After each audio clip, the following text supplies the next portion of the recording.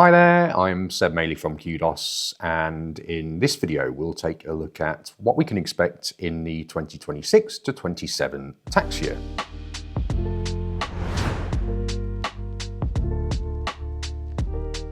If you're self-employed or a flexible worker, this coming year isn't about one big headline tax change. It's about a series of structural shifts that, taken together, have the potential to reshape how the market operates.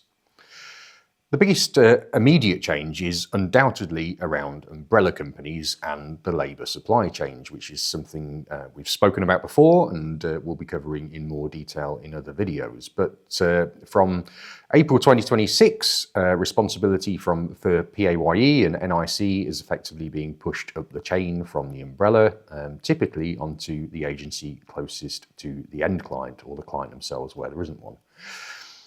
Alongside that, though, the government is also consulting on modernising the entire agency work framework. That consultation is live now, and it's not just about umbrellas, it's about how the whole temporary labour market is regulated. So this isn't a one-off change, it's the start of a broader shift towards more oversight of how flexible labour is engaged.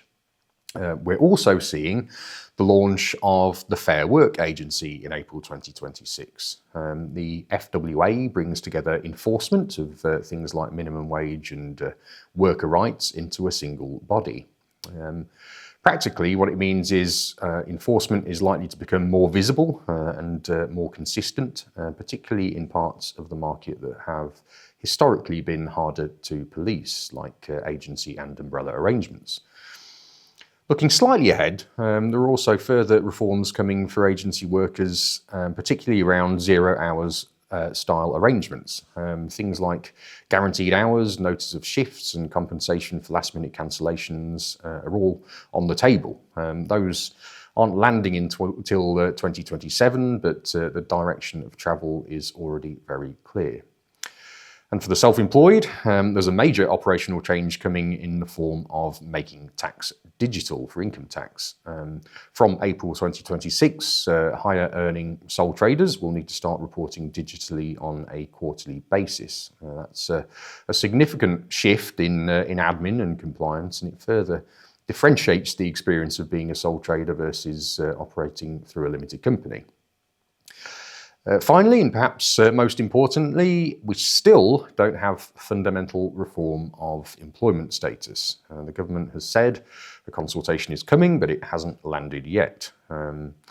So what we have overall is a market where enforcement is increasing, responsibilities are shifting, and regulation is tightening, but the underlying rules on status are still the same. And that creates a slightly unusual environment because it means risk isn't going away, it's just moving around the system. So overall, April 2026 isn't about a single change like I-35 in 2021. It's a more gradual but very real shift towards greater accountability, more enforcement and potentially more complexity across the flexible labour market. It's certainly going to be an interesting 12 months and we'll keep you updated along the way. So please subscribe to our channel and we'll see you next time.